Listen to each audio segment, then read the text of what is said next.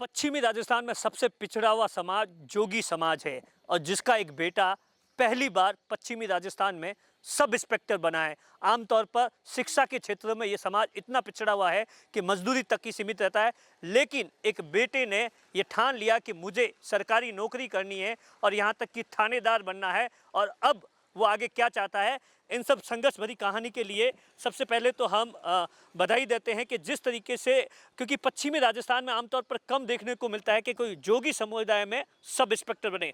अच्छा, आपका नाम क्या है और कहाँ के रहने वाले हो, किस तरीके से आपकी ज़िंदगी स्टार्ट हुई?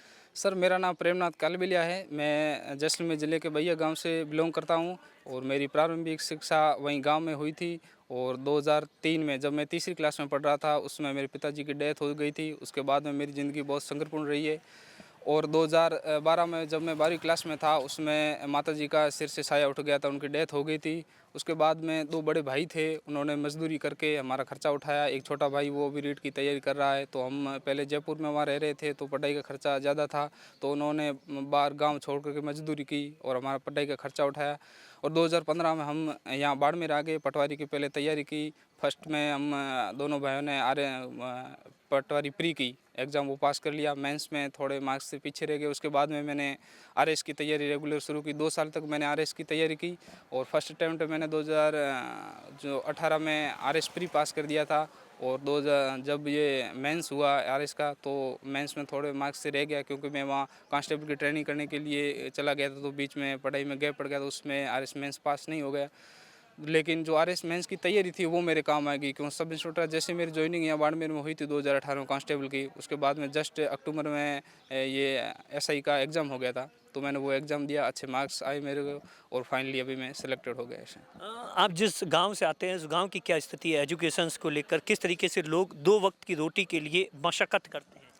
अब अगर देखें सर, राजस्थान के लिहाज से तो वैसे तो जैसलमेर बाड़मेर को और अदर डिस्ट्रिक्ट के लोग पिछड़े हुए मानते हैं। और अगर हमारे समुदाय की बात करें तो ऑल राजस्थान में हमारे समुदाय में पढ़ाई का लेवल बिल्कुल जीरो है। हमारे समाज में पढ़ना तो क्या, 2 वक्त की रोटी की जुगाड़ करना भी, ये भी बहुत बड़ी चीज़ है, बहुत चैलेंजेस है उसके लिए सर। बाकी वाले सब पढ़ाई से तो हमारा कोई लिंक ही नहीं था पहले। अभी तो थोड़ा बहुत प्रोग्रेस हो रहा है, छोटे छोटे बच्चों को पढ़ा रहे। लेकिन जब मैं शुरुआत में मैंने पढ़ाई शुरू की थी, उसमें मेरे समाज में, मेरे गांव में, आसपास में कोई पढ़ने वाला नहीं था। इसलिए पूरी जैसलमेर में मैं पहला सरकारी नौकर हूँ और इधर पश्चिमी राजस्थान में मैं सबसे बड़ा मतलब सब इंस्पेक्टर बनने वाला पहला अधिकारी हूँ। 2 वक्त की रोटी के लिए किस तरीके से लोगों को मांगते हैं या मजदूरी करते हैं, ऐसा आपके समाज में आज भी जारी है? जी, पहले तो हमारे समाज का यही था, भीख मांगने का काम करते थे। एक जगह कोई स्थायी निवास नहीं था। घुमक्कड़ जाति हमें बोलते हैं, तो हमारा स्थायी निवास कहीं होता नहीं था, इधर उधर घूमने फिरने का काम रहता था। तो उसमें तो मजदूरी भी नहीं लगाते थे हमारे लोगों को कि ये मजदूरी क्या करेंगे। तो वो लोग घूमने फिरने का ही काम करते थे और मांग तांग करके कैसे भी अपने 2 रोटी का, वक्त की रोटी का जुगाड़ करते थे। तो पढ़ाई से तो कोई लिंक ही नहीं था हमारा। लेकिन जब मेरे पिताजी का उठना बैठना अच्छे लोगों के साथ है और गांव के लोगों ने हमें बहुत अच्छा सपोर्ट किया। उन्होंने कहा कि अब घूमने फिरने से कोई मतलब नहीं है, आप लड़कों को पढ़ाओ, अच्छी शिक्षा दो और उनको आगे बढ़ाओ। तो मेरे पिताजी ने हमें छोटी अवस्था 5 साल की जैसे ही हम हो गए, हमें स्कूल में डाल दिया। उसके बाद में हमने भी देखा हमारे साथ वाले लड़के पढ़ रहे हैं, तो हमें भी रुचि लगी कि भाई हम क्यों नहीं पढ़ सकते, हम भी एक दिन सक्सेस होकर समाज का नाम रोशन करेंगे। तो हमने भी मन लगा के अच्छी पढ़ाई की। जैसे हमने वहाँ गाँव से 12वीं की, फिर उसके बाद में मुझे लगा कि अब मुझे बाहर जाना चाहिए। जैसे ही मैं यहाँ बाहर आया तो पढ़ाई के खर्चे के लिए थोड़ी दिक्कत उठानी पड़ी। तो 2 बड़े भाई वो गांव छोड़ कर बिहाड़ वहाँ मजदूरी करने लगे। वहाँ से वो मजदूरी करके हमें पैसे भेजते थे और मैं और छोटा भाई यहाँ बाड़मेर से तैयारी कर रहे थे। उसमें यहाँ से जो सक्सेस पॉइंट के डायरेक्टर युवराज सिंह जी और जो यहाँ की फैकल्टी है गणपत सिंह जी असिस्टेंट प्रोफेसर, उन्होंने बहुत अच्छा सहयोग किया। उन्होंने हमारी जो कोचिंग का खर्चा था वो बिल्कुल फ्री कर दिया, फीस हमारे से ली नहीं। उन्होंने हमारे आरएस बैच में बिठाया और तैयारी हमारी आगे जारी रखे। हर चीज़ का उन्होंने सपोर्ट किया। जब पैसों की ज़रूरत पड़ी, किताबों की कुछ भी ज़रूरत पड़ी, तो उन्होंने कभी मना नहीं किया। तो ऐसा नहीं हुआ कि मतलब आप पढ़ रहे थे जैसे 10वीं में 8वीं में, वहाँ लोगों ने, गांव वालों ने कहा तू पढ़े की करीला, ऐसा कभी होता था? ऐसे भी कमेंट्स आते थे? नहीं सर, ऐसा तो कुछ नहीं था। गांव के लोग हमारे वहाँ अच्छे हैं, तो वो हमेशा सपोर्ट करते थे, हमारे को मोटिवेट करते थे। वहाँ जो हमारे टीचर थे जो आसपास के लोकल ही थे, तो हमें देखकर बहुत खुश होते थे कि यार आपके समाज में कोई नहीं पढ़ता और आप इतने 8वीं 10वीं करके बाहर आए हो, तो आपको अब स्कूल तो छोड़नी नहीं। 1-2 बार बीच में मतलब ऐसी स्थिति हो गई थी कि अब बाहर जाने का खर्चा नहीं है, तो अब 10वीं या 12वीं करके छोड़ दे, फिर कोई मजदूरी देखेंगे। लेकिन जो दो बड़े भाई थे उन्होंने बहुत संघर्ष किया, उन्होंने कहा कैसे भी करके हम पैसे आपको भेजते रहेंगे, लेकिन आपको पढ़ाई नहीं छोड़नी, यहाँ से बाहर जाओ तो हम पैसे भेजते रहेंगे, लेकिन आप जाके बाहर अच्छी तैयारी करो। कभी ऐसा भी हुआ, चाहे पटवारी हो, आरएएस हो, जब निराशा हाथ लगी और ऐसा लगा कि यार अब तो छोड़ दे यार, इसमें दम नहीं, इससे मतलब ये मैं कर नहीं पाऊंगा? नहीं सर, मैंने अपने आप को कभी डिमोटिवेट तो किया नहीं। मेरा सपना पहले से शुरू से यही था कि मुझे एक दिन या तो सब इंस्पेक्टर बनना या आरएएस बनना, अधिकारी। तो शुरू से जैसे मैंने पटवारी का एग्ज़ाम दिया तो प्री मेरा फर्स्ट में 1 महीने की तैयारी में मेरा क्लियर हो गया था। तो मुझे थोड़ा विश्वास आ गया कि मैं आगे बिल्कुल अच्छी तैयारी कर सकता हूँ।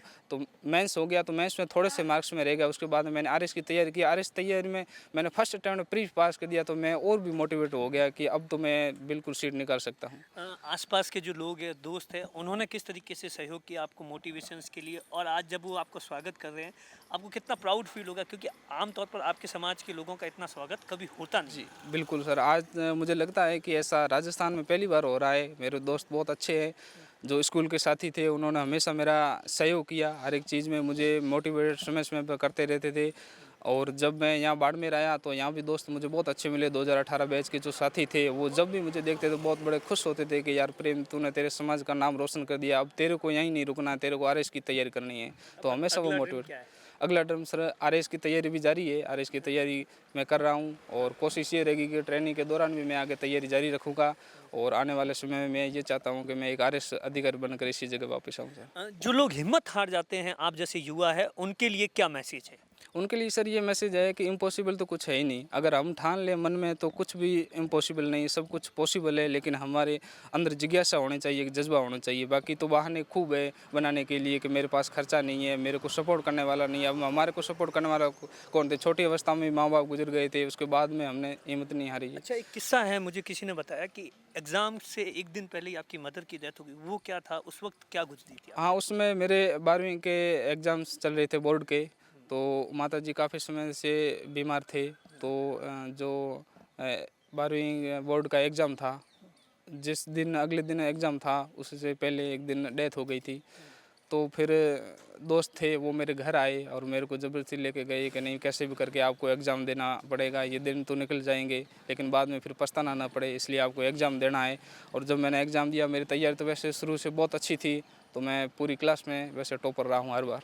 अच्छा, एक चीज़ बताइए, अब आप क्या चाहते हैं? आपके समाज की तस्वीर कैसी होनी चाहिए? उसके लिए आप क्या करना चाहेंगे आने वाले टाइम में? क्योंकि आप तो एक अच्छी जगह पे पहुंच गए, आप ये भी चाहेंगे कि बाकी लोग भी इसी तरीके से निकलें? बिल्कुल सर, समाज को सर ये संदेश है कि अब जो पुराने रीति रिवाज हैं उनको छोड़ दें, घूमने फिरने का काम छोड़ दें। अब ज़्यादातर तो स्थायी जगह बैठ गए हैं और बच्चों को अब पढ़ाई से भी जोड़ रहे हैं। तो उनको मेरा यही संदेश है कि कैसे भी करके एडजस्ट कर लो, लेकिन बच्चों को शिक्षा दो। शिक्षा के अलावा कुछ नहीं है।